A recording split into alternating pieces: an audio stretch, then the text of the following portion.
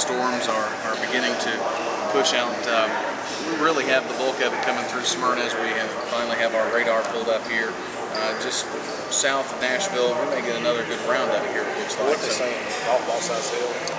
Yeah, lots of hail just up the road. We're kind of on the fringes of it here, so we'll watch it and see if anything pops up. But what has been popping up in Mike Sparks' world here lately? Oh, nothing. I've just been busy. My son's been in college and been helping me a little bit, working on the house, trying to fix it up a little bit.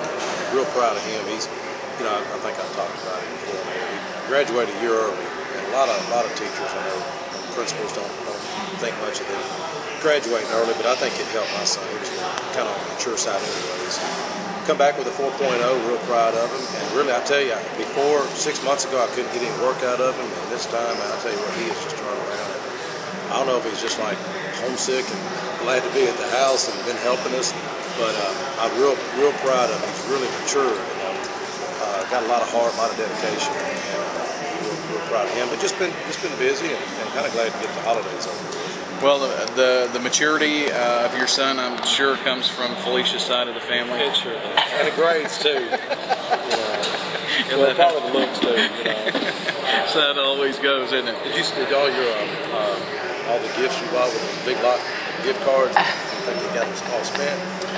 No, I still have a few in my pocket, actually. Yeah. I'm getting ready to go and find a quilt or something. Yeah. That's the way we like to do it at my house. If we even get gifts at all. We spent a lot over the holidays, and money has just been flying out of the wallet. And now here we have January, and looking at that, we're thinking, now what? and that's kind of why we have an expert here this afternoon to tell us now what, right?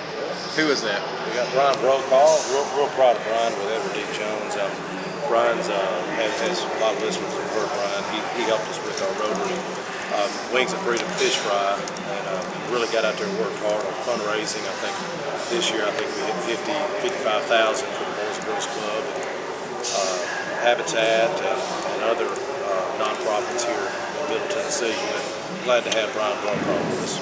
Thank you. Thanks for having me out again. It's been a while. I was talking to Brian earlier how long it's been.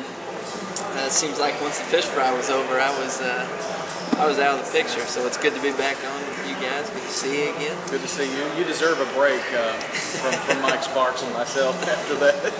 No, I enjoyed every minute of it. Every minute. Well, we get to talk to you today a little bit about something that we didn't get a chance to talk to you about, I guess, much with fish fry, and that's what you do with Edward Jones. Why don't you just kind of give us an idea of what you are and what you do? Well, primarily what I take care of, I'm a financial advisor for Edward Jones, as you mentioned just a minute ago. And primarily my goal is to help individual investors and business owners alike to meet their financial goals, whatever that may be. Now, for most people, that means retirement. For some people, that means college savings, estate planning, things like that, or maybe you're setting up a 401k for your business, or a simple plan, anything like that. But really, what I do is I help people find solutions for each one of those needs, and that's kind of where my advice comes in. Well, at this point in the year, Brian, if we're looking at our credit card bills and all these bills that are now coming in after Christmas, that should give us an indication we need to make some changes in our planning, probably. But what's some advice for those out there who maybe have overspent over the holiday? That's a good question. It's hard not to overspend over Christmas holidays. And it really comes back to what you said earlier, is really having a plan for it, having exactly an idea before you ever get into that Christmas season, how much you are wanting to spend on your family and friends and things like that. And of course, there's always going to be that, that one thing that you weren't planning for or preparing for. So that's why you want to have yourself a safety blanket, an emergency fund, something that you can tap into that's not going to completely wreck your financial plan that you already have in place. So there's some things that you can definitely do to sleep a little bit easier during the Christmas and the holiday season. But all of that preventative type stuff takes place well before Christmas ever gets here.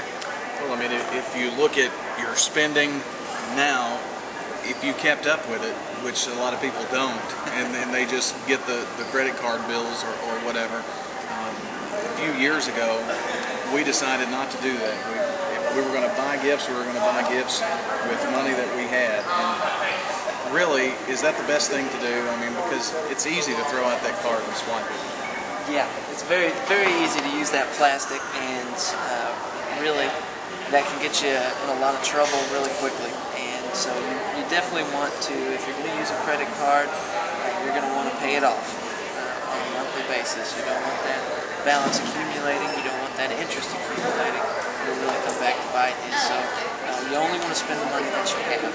So sometimes for some people that means you're going to have to trim your spending, your budget. Really pay attention to that. So it's a process.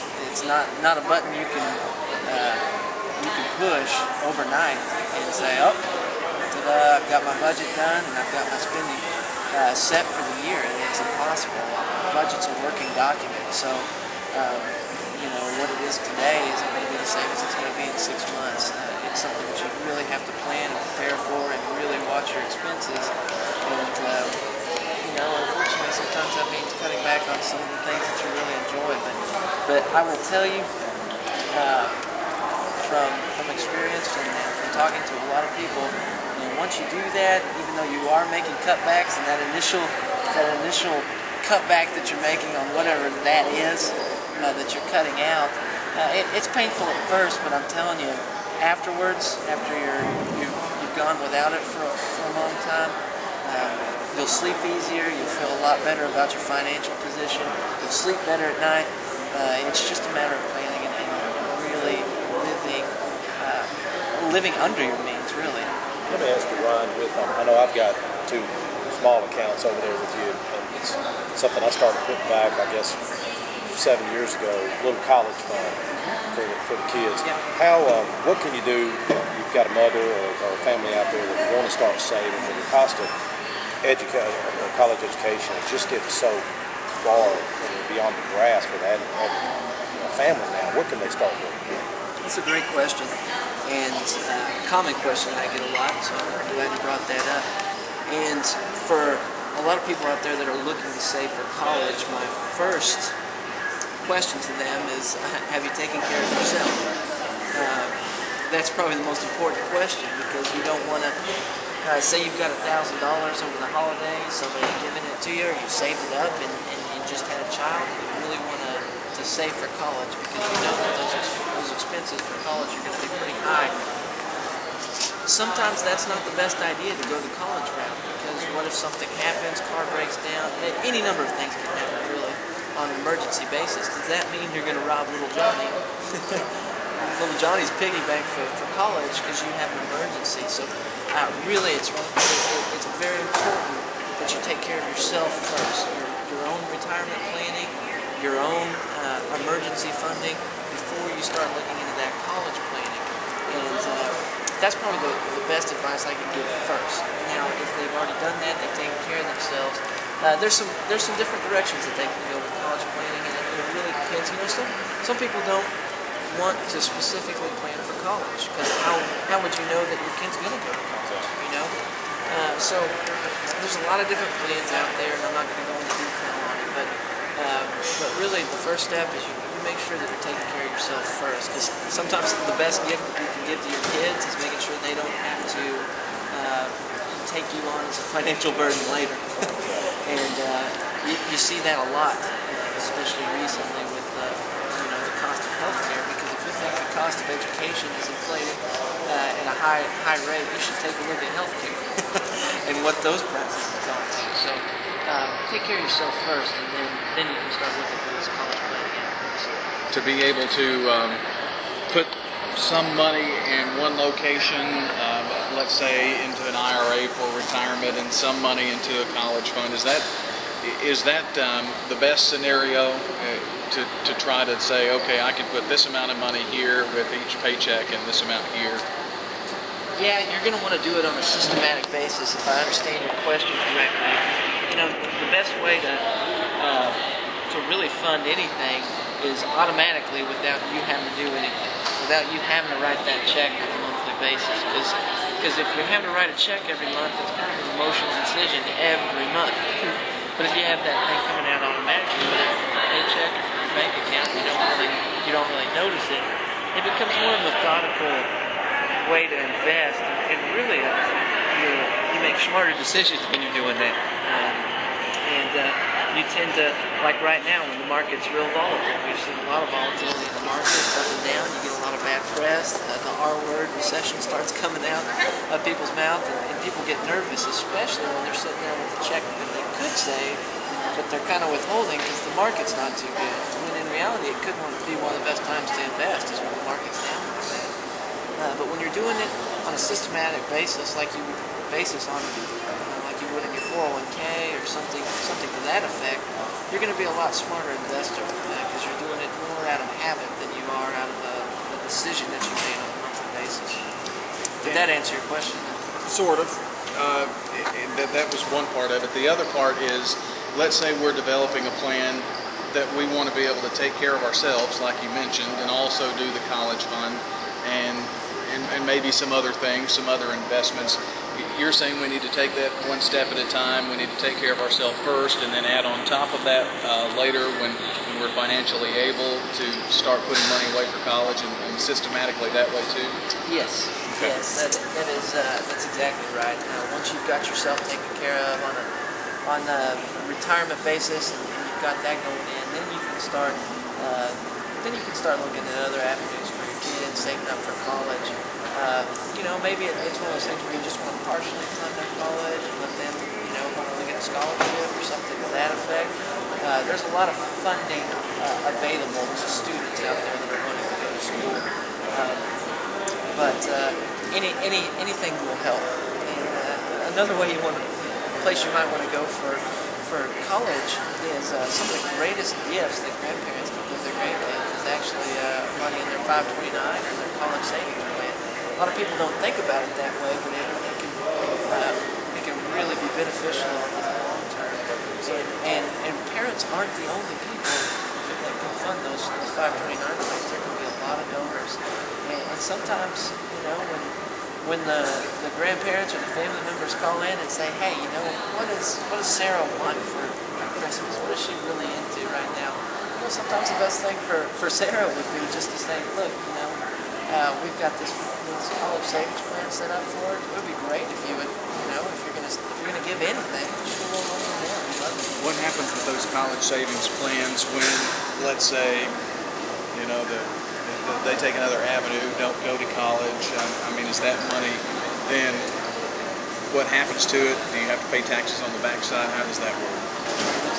And it depends on which way you go. If you go with 529s and Coverdales and things specifically for college saving, you're doing that so that you can get a tax advantage when you're actually taking that money out for college. So if you're in one of those plans and the child decides not to go to college, there could be some tax consequences, yes, as far as penalties for not using it for a higher education expense.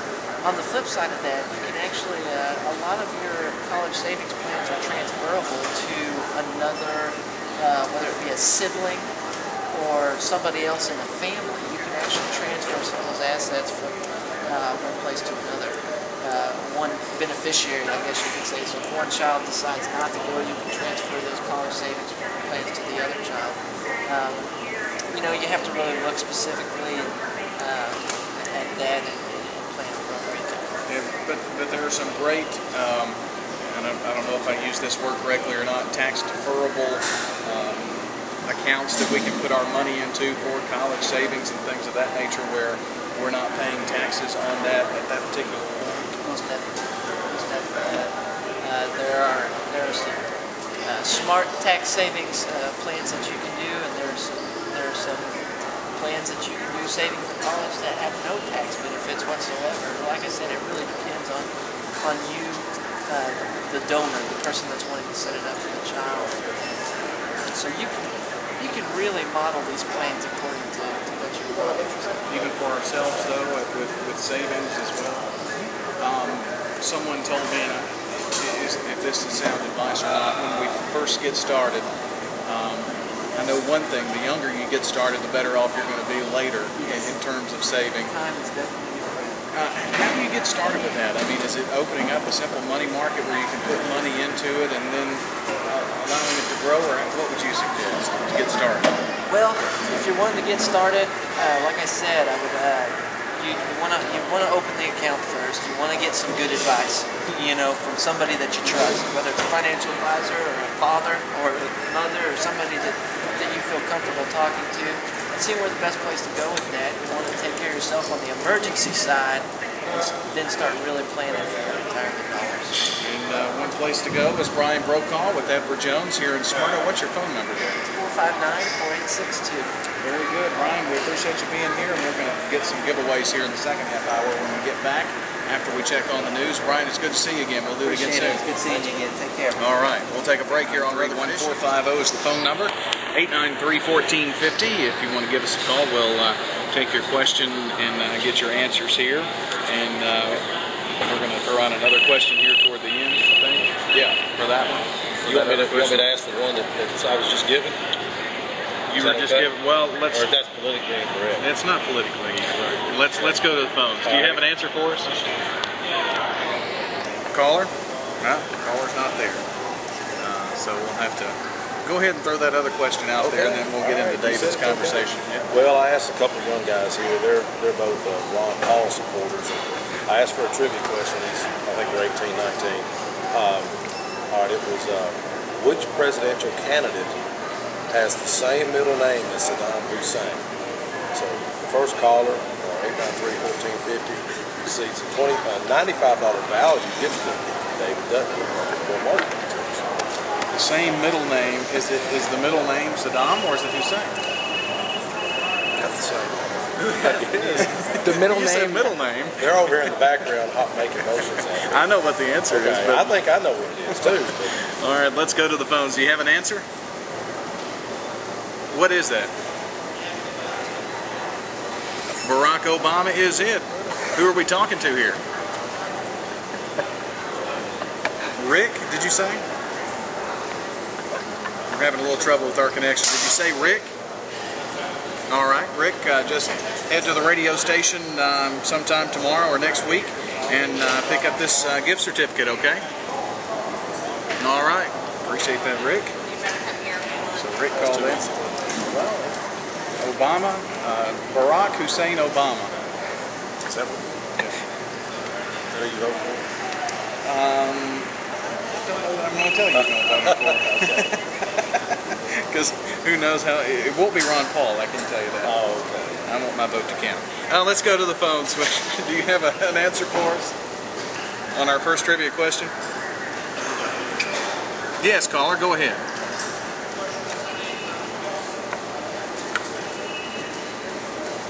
Sure. Go right ahead. No, not 57, but you were awfully close. Close, but no cigar on that 1957. So 893-1450 is the telephone number. Give us a shout. Why don't you introduce our guest here, and we'll screen a few calls here. I've got David Dutton here. David is with merchantmarketingtips.com. David wrote his first book at the age of 27, and not much older than that. And he's created a network system to help people connect with others. Been praised by the national marketing expert David Fry, and he's also done a deal with one of Donald Trump's apprentices. Yeah. So glad to have David Dutton here. Yeah, David, I know with the internet being popular, do you have an answer? A lot of folks with businesses, a lot of pops kind of have almost an equal playing field being out there online now with websites and eBay and Craigslist and YouTube and some of that. How are some ways some of your mom and pop shops that are out there listening, whether it's Joe's Plumbing, WGNS, do you have an answer? small hardware store, or a local artist that maybe want to sell just a second. their goods online? How What's your name? First of all, I'd like to say realize that it's not as technical as you might think. It's not as hard as you might think to get on the internet. I think everyone should own a website to market.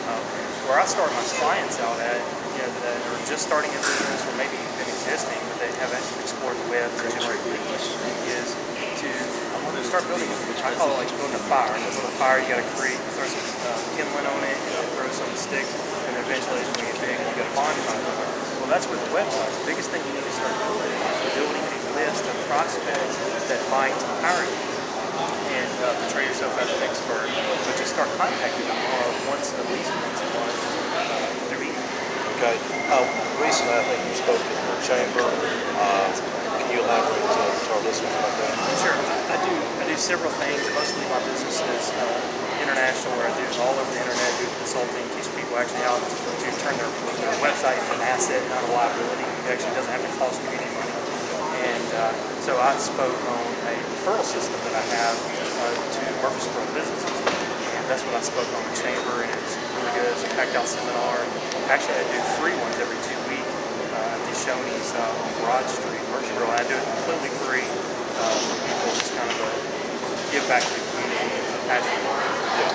Well, Mike, I don't mean to interrupt, but let's go to the phone. I think we've got an answer to our trivia question. Caller, do you have the correct answer for us? Go ahead, caller. Yes, ma'am. And what's the answer? That is it. Who is this? All right, Jimmy. We've got your prize here at the radio station, okay? Thank you very much. All right, so Jimmy is our big winner this afternoon. I'm surprised you didn't ask. It's all over our station here. My business card. I'm still surprised you didn't. Good Neighbor Network and everything. Right. You didn't know this. Well, so Jimmy, our big winner this afternoon, as well as Rick. So we appreciate both of those callers being a part of our program today. And Well, get back in there. Okay. But David, a lot of folks out there listening may not own a business or anything, but they do want to kind of get started online.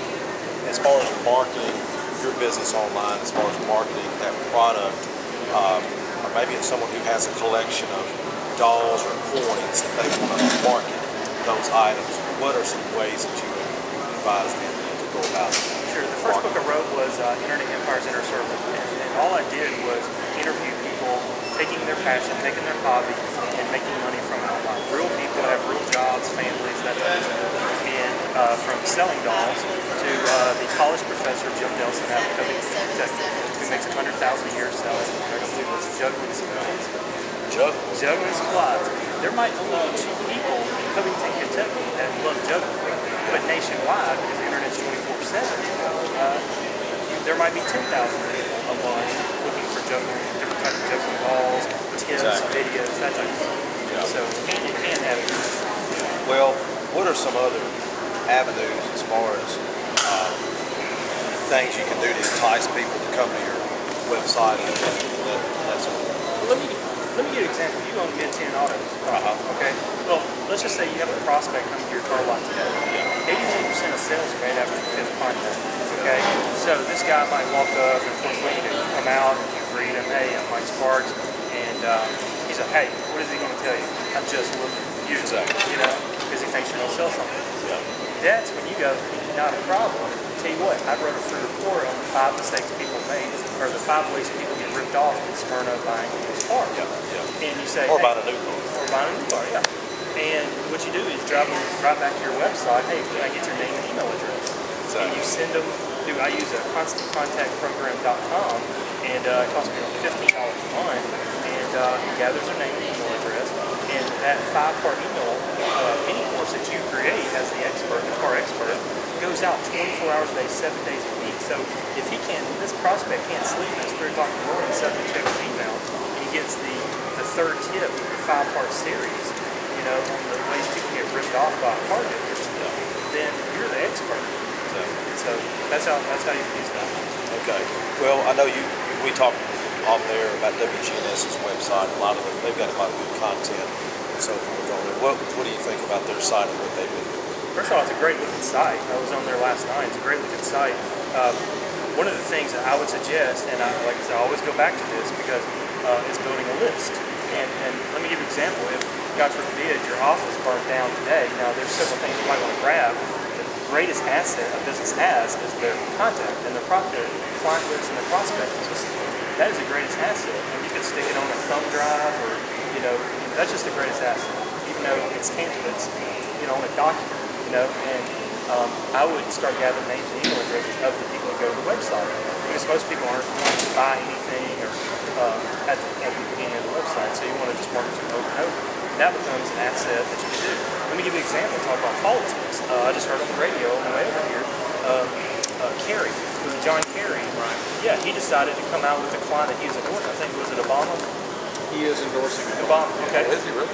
Yeah. He came out a couple hours ago. Well, they said, although it's powerful to have John Kerry because he ran for the, yeah, exactly. Yeah, to some people apparently.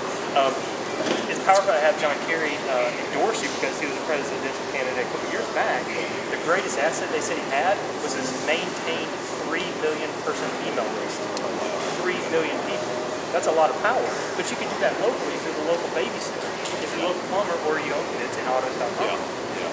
Well, one thing you also mentioned, and this is something that we've been kicking around in some of our stations that are friends of ours in southern Middle Tennessee do this, and they send out email alerts over phones and internet addresses. Is this a way that they're using maybe to gather that information like you're talking about? Sure, but what you want to do, you want to get people's permission first, okay? And you don't want to market to people that aren't interested in your emails because they're never going to hand you their money. They're never probably going to become a client anyway. So you want to get people to raise their hand. For instance, if you go to MerchProMarketingTips.com, the only thing you can do there right now, because the site is launching on the 31st, is enter your name and email address. Hey, if you want to be noticed, and I get people to raise their hand. I don't want to market to someone that's not interested in marketing your business. And so you want to start gathering the email addresses and names and get permission.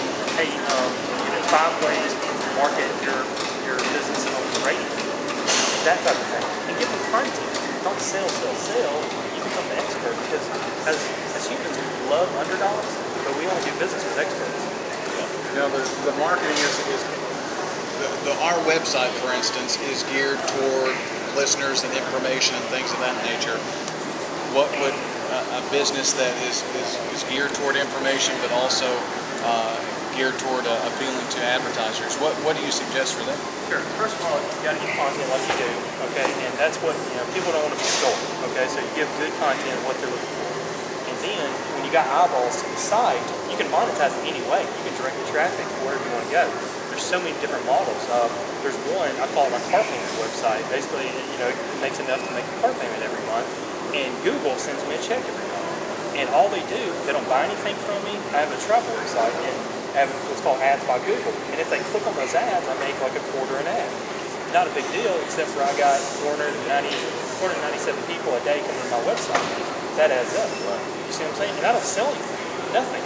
It's just, and the ads are targeted to the content. So if it's about growing tomato gardens, you're only going to see ads by Google about growing tomato gardens.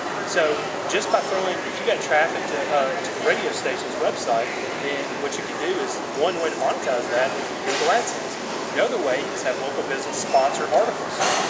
That's another way, Well, AdSense, that's AdWords, it's the same thing. When you go to Google and you type in, I'm going to use example baseball, and you got 10 listings that pop up, and then on the right-hand side, you're going to see all these it says ads by Google and all these columns. Those people bid to be radio, okay? And so you can take those ads and put them on your sites and people are drawn by, for instance, mint10autos.com, okay?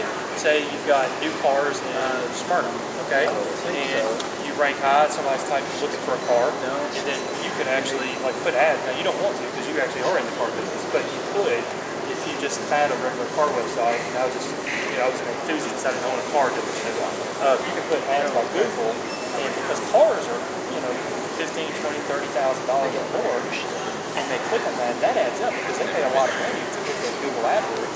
So you might make $3 or $4 versus me making $25 75 cents a click. Well, what are ways to get sites up in the search business line number, and if he's All there, you're they'll doing let basically is entering the conversation with people's hands. Okay?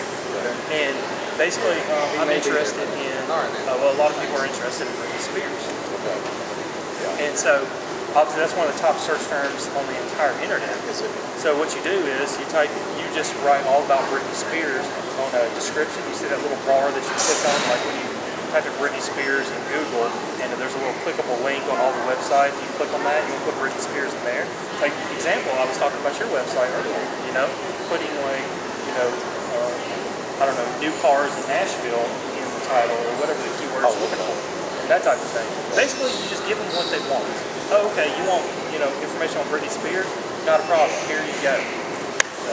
Joining us today here at the North Rutherford Y is David Dutton, and we're going to talk with him more. MurfreesboroMarketingTips.com is the website. Stay with us. A break, traffic coming up, a little update on your weather, and we'll wrap it up here from after that. Introduce our guest here again, Mike, and I'll let you take it away with David. David Dutton with MurfreesboroMarketingTips.com. David just got kind of a guru with internet marketing and ways to market your services or business online. Well, we have been talking about all kinds of things and websites. Let's just get down to the basics. Websites, how important are they to businesses, and especially as we turn in? You know, it seems to be growing with importance. If we don't have a website, should we? Is that an easy? Sure. Yeah. No, that's a great question. There's only so much consumable income or disposable income, okay, that your prospects have, and the prospect pie gets smaller. You know, let me give you an example. A realtor. Yeah. You know, there's so many, you know, real estate agents all around. Well, that pie is pretty small. You have to get creative. You know, you got to do the video blogging. You got to, you know, you can actually use your website. Don't use it just as a business card. Drive traffic to it and become the expert in there. Yeah. There's no fairy that's going to go around and call you an expert. You have to be that person. Yeah. And so, you know, as we continue to the development of a website, David, a lot of people think this is something that's going to cost a great deal of money. I won't be able to afford it. It's becoming more and more affordable. And what is your advice on just getting it off the ground? well, here's the thing. You don't just want to go with a web designer. You want to go with a marketer. Okay, that's what I do. I take, you know, your website that you already have, or maybe you don't have one. Instead of a liability, it's an asset that actually makes you money. And that's just one part of the thing. You can do ads. You can do seminars. I do free seminars all the time. It's one way I drive traffic to my website. But the key is you can get started as little as, you know, $5. Or you can go to blogger.com, which is Google's site, and open up a blog and start blogging about Murfreesboro. I know there's a real estate agent that is everywhere. I don't want to mention her name, but she's everywhere. And the search engine, Murfreesboro real estate, Rutherford County real estate. She's savvy, and she probably gets, you know, several leads a month. And people are calling her. She doesn't have to cold call and beg people. We made a transition a few months ago on our website to posting our news on a blog, but integrating that blog into our current website, and it's much easier to use for one thing, and it has seemingly put us in different places. Is that a good idea? That's awesome. You're onto something. The search engines love fresh content. That's another secret to getting ranked in the Google. Friends and family come to your website don't mean anything. It makes you feel good, but they're not going to need you to be good at the end of the day. So, blog, you know, Google, Yahoo, MSN, the big three, they like fresh content, good content every single day. The more you update, it's good. If you're going to blog, it's good to do it every day. So the search is big up on content blog, so which can link back. Yes. Two people look at it. Spiders, they're called internet spiders. That spider the website. There's spider mid10polls.com and mid10autos.com, WGNS. You know, they're spiders as we speak. Then you got human editors as well. There's a company in India just sitting there blanking out websites, just deleting websites off of Google and off Yahoo and off MSN as we speak if it's garbage. Yeah. So they know this. So there's human editors, and then there's what we call robots and spiders. Well, one thing on the mid-10 polls that Ian that helps us with our IT, we've had, I think, 10,000. I looked this morning, 10,200 votes on just the Bible part. 10,200. And really, I feel like one guy voted 3,000 times. I really think he did, because every time it would inch up, you would see the votes kind of keep going up, you know.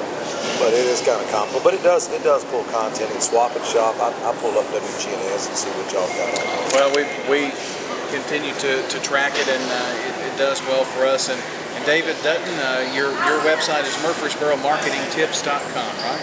It is, yeah. It's going to be launched. I'm really excited about it. I want to create a community where people can actually, in Murfreesboro, learn how to market their business on a budget. A lot of the stuff I teach doesn't cost anything, and it works. Very good. Mike, appreciate it. Thanks for being out on this rainy day. Thanks for being. David, thanks for coming out too. And also to Brian Brokaw, who joined us in the first half hour of the program to give you some marketing tips. Brian Brokaw with Edward Jones. Stay with us. All Sports Talk's coming up next on WGNS ABC News. Comes your way right now.